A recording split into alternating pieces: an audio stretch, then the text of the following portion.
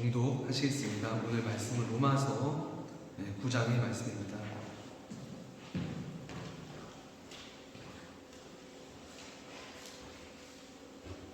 로마서 9장 14절로 16절 말씀입니다. 로마서 9장 14절부터 16절 말씀입니다.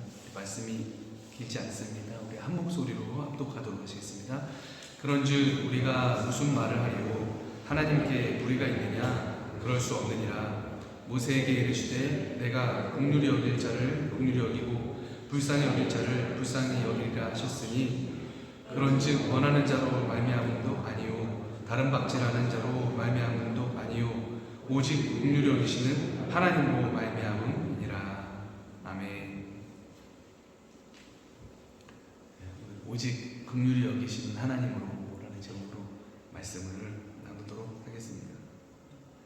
우리 사도 바울, 위대한 사도고 우리 성경의 저자이기도 하신 사도 바울 선생님이 마음속에 큰 마음과 고통이 있었다고 말씀을 하십니다. 우리 읽지는 않았지만 오늘 9장의 1절, 2절에 보면은 그런 말씀을 하십니다. 그래서 우리도 가끔 마음이 번민하고 고통이 있죠. 어떤 일에 대해서. 근데 괜찮습니다. 바울 사도도 마음에 이제 근심과 고통이 있었는데 우리가 없을 수는 없겠죠. 근데 이제 바울의 어떤 그 근심과 마음의 고통은 어떤 근심이었을까 하는 생각을 한번 해봤습니다. 그랬더니 처음은 그 더 거룩해지기를 원하는데, 그 육체의 소욕을 이기기를 원하는데 그렇지 못하는 그 모습을 보면서 그 내면의 갈등을 막 심각하게 그 느끼고 있는 것을 고백했던 그 바울의 고백을 우리가 앞에서 느낄 수가 있었습니다. 또 하나는 뭘까요? 또 하나는 이제 오늘 9장 말씀에서 쭉 바울이 고백하고 있는데, 바울이 너무나 사랑하는 그 자기의 동족이 예수님을 믿지 않는 것이 그 바울에게는 굉장히 큰 고통과 근심거리였습니다. 물론 가까운 친척 중에서는 예수님을 믿은 사람들도 있었습니다. 그런데 유대인의 대부분은 예수님을 마음에 받아들이지 않았습니다. 그리고 오히려 십자가에 못 박았죠. 그리고 복음 전하는 일을 방해하고 교회를 핍박했습니다. 근데 바울은 가는 곳마다 막 교회를 세웠잖아요. 복음을 전하고. 그런데 정작 그 유대인들에 대해서는 열매를 맺지 못하는 거죠. 그리고 오히려 유대인들은 바울이 미워갖고 바울 죽이기까지는 먹지도 않겠다. 막 이렇게 다짐한 사람들이 바울을 해코지 하려고 막 수십 명씩 바울을 따라다니고 매복하고 막 그랬던 적이 있습니다. 그래서 이런 현상을 보면서 바울이 이렇게 고백을 해요. 1절, 2절인데 제가 읽어드리겠습니다. 나에게 큰 근심이 있는 것과 마음에 그치지 않는 고통이 있는 것을 내 양심이 성령 안에서 나와 더불어 증언합니다. 나의 형제 곧 고륙의 친척을 위해서 내 자신이 저주를 받아 그리스도에게서 끊어질지라도 원하는 바입니다. 이렇게 얘기를 하는 거죠. 근데 저는 약간 과장하신 것 같아요. 우리 바울사도 선생님. 본인이 예수님에게서 끊어지면 어떡해요? 그건 안 되는 거죠. 근데 이 정도로 정말 자기 동족들이 예수님을 배척하는 것이 이제 마음이 이제 아팠다는 그런 반증이 되겠죠. 믿어야지만 살 수 있는 복음인데 오히려 예수님을 역사 안에서 그 잉태했던 유대 민족이 오히려 믿질 않고 하나님을 몰랐던 그 이방인들이 믿고 구원에 이르는 모습을 보면서 안타까운 마음이 커져갔을 것입니다. 그래서 이 기도가 모세가 했던 기도랑 닮았습니다. 하나님께서 이스라엘 백성들을 하나님 말 안 듣고 자꾸 우상 숭배하고 막 그러니까 멸망시키려고 할 때 모세가 똑같이 기도했어요. 하나님, 차라리 저를 생명책에서 지워주시고 대신 이 백성들은 하나님 살려주세요. 이렇게 기도했어요. 그러니까 하나님이 생명책에서 지우고 살리는 건 내가 할 일이고 대신에 널 봐서 이 백성을 살리겠다. 하나님이 이렇게 말씀을 하시죠. 그래서 바울의 이런 고백을 보면서 마음의 고통과 근심이라는 주제에 대해서 한번 생각해 봤습니다. 우리도 마음속에서 고통과 근심을 느끼죠. 근데 주로 언제 마음의 고통과 근심을 느낍니까? 어떤 일이 내 마음이나 내 뜻대로 안 될 때, 자녀의 일도 그렇고 개인의 일도 그렇고 직장의 일도 그렇고. 그런데 어떤 일에 우리가 몰두해 있을수록 그 일이 나한테 중요할수록 그 일에 대해서 기쁨과 슬픔을 느끼는 그 폭이 큽니다. 감정이입이라는 거죠. 감정이입. 만약에 내가 어떤 축구 경기팀을 열렬하게 굉장히 응원을 한다면 그 축구 경기 있는 날이 특별한 날이고, 팀이 이기면 엄청난 기쁨이고 팀이 지면 뭡니까? 굉장히 슬프겠죠. 그러니까 우리의 관심과 우리의 마음을 기울이는 그 감정이입은 비례한다는 거죠. 비례. 바울이 감정이입을 하는 일이 뭘까요? 또 바울의 마음속에 막 근심과 고통을 일으킨 일이 뭘까요? 그게 복음이라는 거죠. 너무나 고귀한 그 차원에서 바울은 근심과 고통을 느끼는 겁니다. 복음을 전하고 또 복음을 듣고 사람들이 영적인 생명을 구원받는 그 일이 사도 바울의 최대 관심사였던 거예요. 그게 그의 전부였던 겁니다. 그래서 바울의 마음속에 이런 질문이 일어났던 것 같아요. 왜 도대체 유대인들은 이렇게 배척하는데 이방인들이 구원을 받나? 이런 질문이 일어났을 것입니다. 그래서 오늘 사도 바울이 쭉 말씀해서 그 이야기를 하고 계십니다. 유대인에게는 굉장히 위대한 영적인 그 자산들이 있습니다. 이렇게 바울이 얘기를 합니다. 실제 그렇죠. 양자됨과 사절, 영광과 언약과 율법과 어떤 예배와 약속들이 있다. 4절에서 그렇게 얘기를 합니다. 위대한 믿음의 그 조상들이 있었어요. 아브라함, 이삭, 야곱. 또 육신의 혈통으로 보자면 예수님께서 뭐예요? 유대인으로부터 나셨죠. 그래서 다른 민족과 비교해서 볼 때 정말 비교할 수 없이 많은 영적인 어떤 유산과 자산을 물려받은 민족이 유대인들입니다. 그런데 바울이요, 이 가운데서 한 가지 놀라운 사실을 끄집어냅니다. 제가 쭉 읽어드리겠습니다. 7절, 8절입니다. 또 아브라함의 씨가 다 그의 자녀가 아니라 오직 이삭으로부터 난 자라야 너의 씨가 불리리라 하셨으니 곧 육신의 자녀가 하나님의 자녀가 아니요 오직 약속의 자녀가 씨로 여기심을 받느니라. 그러니까 아브라함의 그 혈통이라고 해서 모두 다 사실 하나님 백성으로 인정받은 건 아니라는 거죠.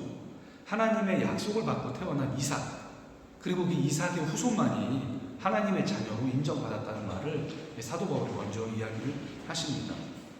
또 비슷한 예로 에서와 그 야곱에 대해서도 이런 말씀을 하십니다. 10절, 11절 제가 읽어드리겠습니다. 그뿐 아니라 또한 리브가가 우리 조상 이삭 한 사람으로 말미암아 임신하였는데 그 자식들이 아직 나지도 아니하고 무슨 선이나 악을 행하지 아니한 때에 택하심을 따라 되는 하나님의 뜻이 행위로 말미암지 않고 오직 부르시는 이로 말미암아 서게 하려 하사 리브가에게 이르시되 큰 자가 어린 자를 섬기리라 하셨나니 기록된 바 내가 야곱은 사랑하고 에서는 미워하였다 하신 것 같으니라.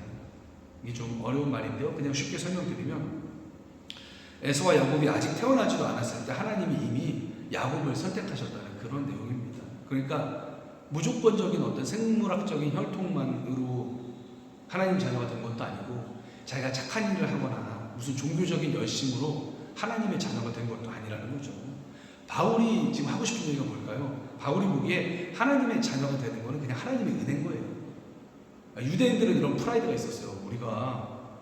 그래도 우리가 하나님의 성경 말씀 구약을 받은 자고 우리가 종교 전통도 있고 위대한 랍비들도 많고 우리가 율법이 600개가 넘고 우리는 이런 엄청난 열심으로 말미암아서 하나님의 자녀로 자격을 인정받았다. 은연중에 이러한 마음이 그들 마음속에 있었습니다. 프라이드로. 하지만 바울이 볼 때는 그거 아니라는 거예요. 그거 아니다. 딱 봐도 모태에서 태어나기도 전에 하나님이 야곱을 선택했는데 그거 아니다 이거죠. 바울은 오직 하나님의 뜻대로 선택하셔서 은혜로 불렀을 때 유대인들도 하나님의 자녀가 되었다는 겁니다.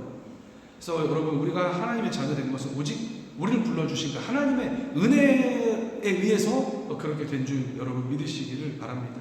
그래서 하나님의 절대적인 선택, 은혜에 의해서 자녀가 되었다는 예시인 거죠. 유대인들은 화가 났어요. 복음에 대해서요. 왜요? 왜 자격 없는 이방인들, 하나님을 하나도 몰랐던 이방인들이 예수님 믿는다고 갑자기 하나님의 자녀로 승격되는 게 유대인들은 너무 싫었던 거죠. 그들은 그래서 이 복음적 사상이 너무 싫은 거예요. 자기들은 거룩한 혈통인데 자기들은 율법 지키려고 얼마나 태어나면서부터 할례를 받고 고생을 하는데 거룩한 그래서 자기 유대 혈통이 평생 동안 막 율법을 막 어떻게든지 지켜야지 겨우 구원을 받는다고 자기들은 생각하는데 왜 이상한 갑자기 예수님 제자들과 바울이 튀어나와서 예수님 믿으면 구원받고 하나님 자녀가 된다고 얘기하는지 도무지 유대인들이 이해를 못하는 거예요. 또 받아들이기도 싫었던 겁니다. 막 화가 난 거죠. 우린 이렇게 고생하는데, 우린 이렇게 위대한 종교 전통이 있는데, 또 율법을 이렇게 엄격하게 지키는데, 그래도 하나님 백성이 될까 말까인데, 예수가 뭔데 예수 믿는다고 백성도 아니고 하나님의 자녀가 된다고 하니까 유대인들이 막 이제 화가 나는 거죠. 화가 나는 거죠. 바울이 이에 대해서 뭐라고 합니까? 14절 15절 제가 읽어드리겠습니다. 오늘 말씀이죠. 이것은 그런즉 우리가 무슨 말을 하리요? 하나님께 불의가 있느냐? 그럴 수 없느니라. 모세에게 이르되 내가 긍휼히 여길 자를 긍휼히 여기고 불쌍히 여길 자를 불쌍히 여기리라 하셨으니, 그러니까 하나님이 이렇게 은혜를 주시고 이방인들을, 유대인들이 볼 때 자격 없는 이방인들을 하나님 자녀로 받아들인다고 해서 하나님께 불의가 있는 게 아니라는 거죠. 이러한 하나님의 은혜로운 받아들임에 대해서 인간이 가타부타 따지지 못한다는 거예요. 그래서 바울이 딱 잘라 말하는 겁니다. 하나님께 불의가 있느냐? 그럴 수 없느니라.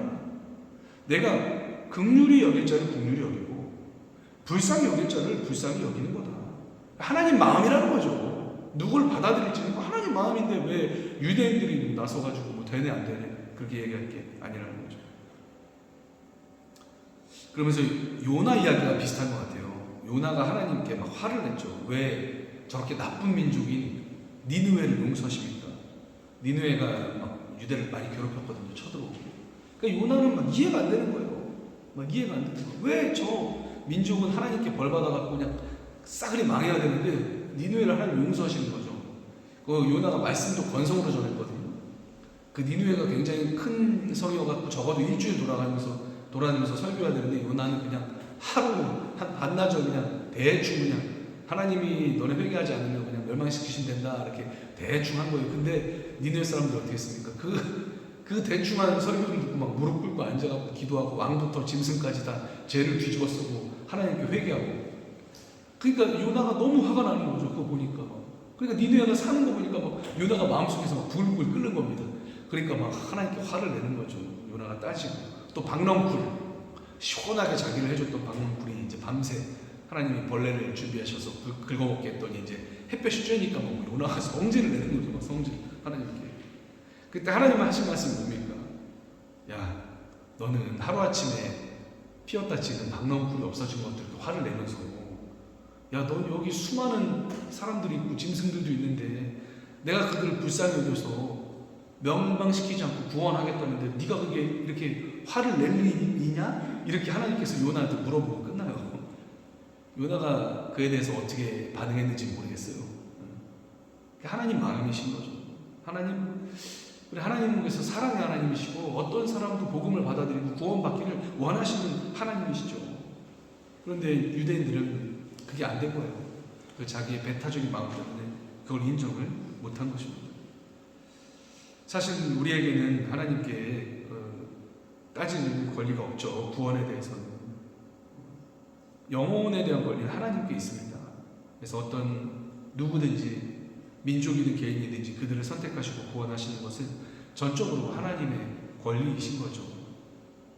그래서 유대인들은 마치 자기들이 종교 전통을 만들고 율법을 행한 게 어떤 자격 조건인 것처럼 생각을 해서 하나님께 따져왔던 것이지요. 바울이 하는 대답은 착각하지 말자라는 얘기죠. 유대인이 된 것도 하나님의 전적인 은혜와 선택에 의해서 된 일이지 뭐 유대인이 경건하거나 율법을 잘 지켜서 그렇게 된 게 아니라는 거죠. 그래서 대표적인 예를 든 게 이제 야곱과 에서죠. 태어나기도 전에 하나님이 야곱을 선택하신 거 보면 모르겠냐 이제 얘기를 하는 거죠.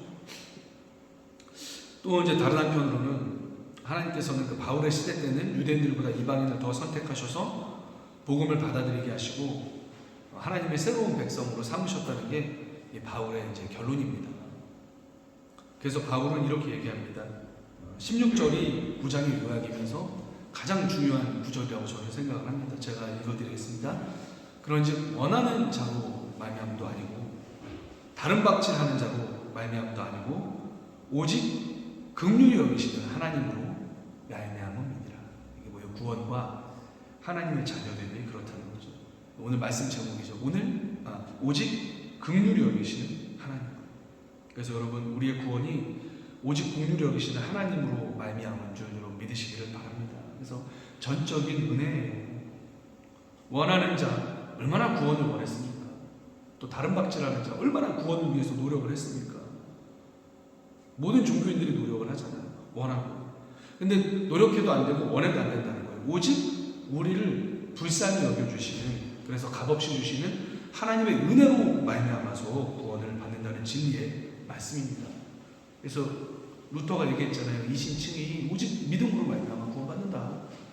우리가 우리의 노력으로 되는 것도 아니고 다른 방식으로 되는 것도 아니고 오직 주님이 하시는 일을 믿는 그 믿음으로 구원을 받는 거죠. 그래서 우리 스스로도 어떤 사람은 되고 어떤 사람은 안 되고 이렇게 선을 긋는 것 자체가 교만한 것 같아요. 어떤 민족은 구원받아서 복을 받을 수 있고 또 어떤 민족은 구원받아서 복을 받을 수 없다. 이렇게 선을 긋는 것 자체가 하나님 앞에서 교만한 것 같습니다. 하나님이 선택하시고 어떤 민족이든 그 민족에게 부흥이 오는 거죠. 우리 민족도 100년 전부터 한 30년 전까지 70년 사이에 교회를 태동시키시고 엄청난 부흥을 하나님께서 쏟아 부어주셨죠. 사실 우리 민족도 그 전에 몰랐어요. 하나님에 대해서 전혀 몰랐습니다. 하나님이 선택하시고 구원의 역사를 일으키시면 어떤 민족, 어떤 사람이라도 구원할 수 있는 거죠. 하나님이시. 그리고 원래는 모든 사람이 다 자격이 안 돼요. 뭐 경건하든 경건하지 않든. 왜냐하면 우리는 하나님을 떠났잖아요. 원래는 죄 때문에 모두가 하나님 영광에 이르지 못한 게 그게 공의의 법칙입니다. 하지만 하나님은 그 놀라운 은혜로 우리를 구원하신 거죠. 그래서 우리는 질문을 바꿔야 될 것 같아요. 우리도 그렇고 유대인들도 그렇고, 아니 하나님 어떻게 나를 구원해 주셨어요? 어떻게 나를 구원해 주셨어요? 어떻게 나 같은 사람을 구원해 주셨나요? 이렇게 질문이 바뀌어야 되죠. 천국 가면 몇 가지 논한다고 그래요. 어떻게 저 사람이 구원받았지? 이걸 놀래고. 제일 깜짝 놀라는 건 뭐예요? 어떻게 내가 구원받았지? 하나님 앞에서 그런 거죠. 하나님 이렇게 말씀하실 것입니다. 나의 은혜다. 그것이 내가 영혼을 긍휼히 여기는 마음이다. 그래서 은혜는 은혜고 어떤 권리가 아닙니다. 우리는 구원 받을 사람을 스스로 규정할 수가 없죠. 그게 하나님의 주권이죠. 그래서 우리는 우리의 구원에 대해서도 그 담대함을 가질 수가 있습니다. 우리가 때로는 주님 뜻대로 살지 못하지만 그 구원의 자격과 주권이 우리한테 있는 게 아니에요. 우리는 결국 하나님에 대한 어떤 진실된 마음만 지키고 믿음으로 순수하게 고백하고 회개하고 언제나 주님 앞에 살면 되는 거죠. 그래서 여러분 우리의 구원에 대해서도 오직 예수님을 붙잡으세요. 예수님을 믿고 그러면 됩니다. 그리고 다른 사람의 구원에 대해서도 그런 거죠. 그렇기 때문에 또 우리가 복음을 전해야 하는 그런 근거, 구름트가 됩니다. 하나님이 누굴 구원하실지 우리가 모르니까요. 그래서 아무리 안 될 것 같아도 하나님은 하십니다. 그래서 어디에나 뿌려야 됩니다. 복음의 씨앗을 어디에나 뿌려야 됩니다. 그러면 하나님이 하시고 하나님께서 변화시키십니다. 그것이 하나님의 능력과 주권입니다. 말씀을 마무리하겠습니다. 오늘도 우리를 구원하신 하나님께 다시 한번 감사하는 저와 여러분 되었으면 좋겠습니다. 또 오늘 하나님의 그 구원의 역사가 오늘도 이 전 세계에서 하나님 일어나게 해주세요. 우리는 모르겠어요. 하지만 하나님은 하십니다. 어떤 계기, 어떤 상황을 통해서라도 하나님은 하셔요. 그래서 하나님 오늘도 하나님이 선택하신 그 한 사람을 구원해 주세요. 또 나도 한 주간의 삶 가운데 내 위치에서 복음을 전하는 일에 하나님 나를 사용해 주세요. 이렇게 기도했으면 또 살았으면 좋겠습니다. 우리 함께 기도하겠습니다. 함께 말씀 들은 거 기억하시면서 하나님 감사합니다. 주님의 복음이 오늘도 역사하게 하시고 또 한 주간도 복음을 감당하는 삶을 살게 하여 주시옵소서. 기도하겠습니다. 주님 감사합니다. 우리가 어떻게 구원받았는지 다시 한번 우리 사도 바울 선생님의 말씀을 통해서 깨닫게 되었습니다. 주님 원하는 자로 말미암아도 아닙니다. 다른 박질하는 자로 말미암아도 아니었습니다. 오직 우리를 불쌍히 여기시고 긍휼히 여기시니까 하나님의 은혜, 그 은혜가 우리를 구원했음을 우리가 다시 한번 깨닫게 됩니다. 우리 주님 감사합니다. 그래서 감격 가운데 살아갑니다. 또 때로는 내 모습 볼 때 하나님 내가 어떻게 하나님 앞에서 이럴 수가 있죠. 하지만 주님 우리가 담대함은 없습니다. 말씀 가운데 위로받습니다. 왜냐하면 나를 구원하는 것은 나의 행위가 아니고 오직 예수님이 행하신 일이기 때문입니다. 주님 우리가 이 복음을 온전히 붙잡게 하시고 마음으로 믿게 하시고 입으로 시인해서 구원에 이르게 하시고 이 복음을 증거하는 일에 하나님 우리의 인생을, 우리의 삶을 주님 사용하여 주시옵소서. 직장에서도, 이웃에게도, 내가 살아가는 그 삶의 반경에서 주님의 이 좋은 복음, 이 아름다운 소식의 증인이 되어 살 수 있도록 주님 붙잡아 주시옵소서. 하나님, 복음에 헌신되길 원합니다. 주님, 사랑하는 우리 한국과 한국의 모든 교회들을 붙잡아 주시고, 또 독일에 있는 모든 교회들을 붙잡아 주시고, 또 특별히 한인 교회들 붙잡아 주시옵소서. 하나님 감사합니다. 하나님 감사합니다. 우리가 주님 때문에 구원받았습니다. 다른 근거가 없습니다. 주님, 우리가 주님 앞에서 항상 감사함과 겸손함으로 살게 하시고, 또 주님이 오늘 누구를 구원하실지 모르기 때문에 우리가 마음껏 복음을 전하게 하시고 복음의 씨앗을 뿌리게 하시고, 또 주님의 이 좋은 복된 소식을 우리 삶 가운데 전하는 삶을 살게 하여 주시옵소서. 감사드리며 예수님의 이름으로 기도드립니다. 아멘. 찬송가 499장 함께 찬양하시면서 우리 준비하신 예물을 함께 봉헌하도록 하시겠습니다. 499장입니다.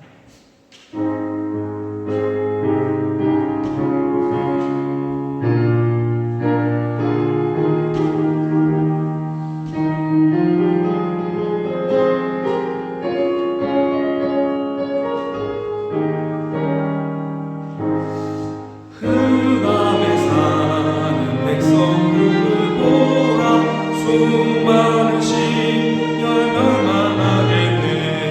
그 누가 다 주의 복음 들고 생명을 원하는 곳으로 그 권세 주께 있으니, 그 권세 주께 있으니, 너는 가서 주의 복음 전하라.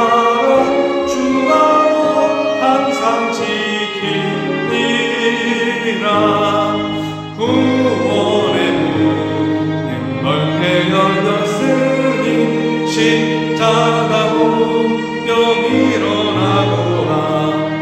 너희의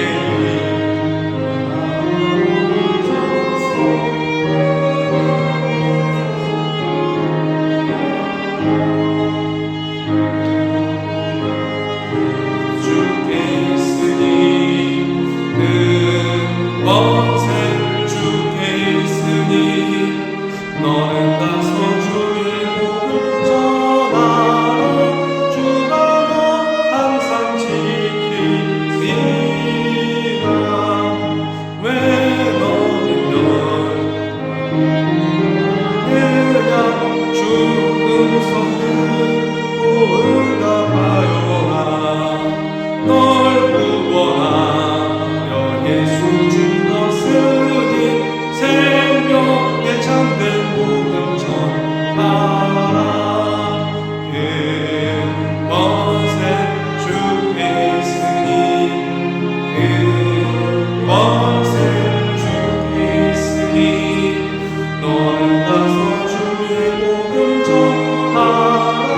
주가 너 항상 지키리라. 온 천하만 승리의 그날을 영광과 찬송 주께 드리네. 속죄함이 구원받았으니, 기쁘게 할렐루야 부르세. 그 권세 주께 있으니, 그 권세 주께 있으니, 너는 가서 주의 복음 전하라. 주가 너 항상 지키리라.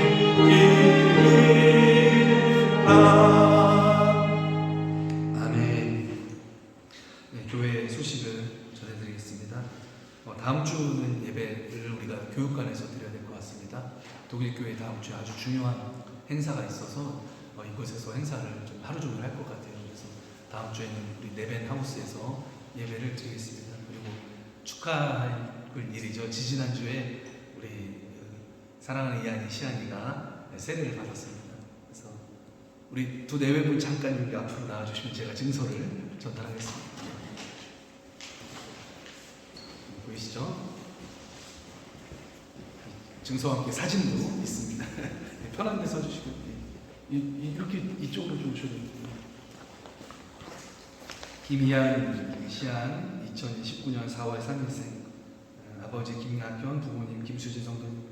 위 어린이는 2023년 4월 9일 부활절에 예수 그리스도를 구주로 믿고 믿음으로 자녀를 양육하고자 하지만 부모님들의 신앙 고백에 의지하여 성부와 성자와 성령의 이름으로 세례를 받고 본 교회에 유아세례 교인이 되었음을 증명합니다. 주 2023년 4월 23일 독일 빌레펠트 한인교회 대리목사 안건천. 축하드립니다. 감사합니다. 감사합니다. 우리 한우분들 위해서 계속 기도해 주시고 되겠습니다. 우리 이제 자리에서 일어나셔서 별단의 찬양 함께 찬양하시고 제가 봉헌 기도와 축도하고 예배 마치겠습니다.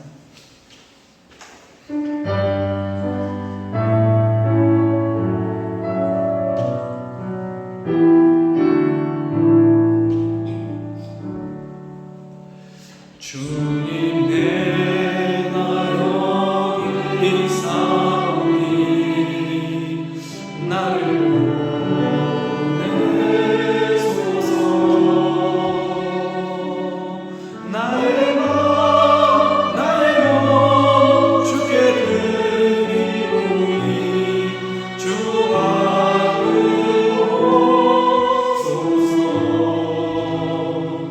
주님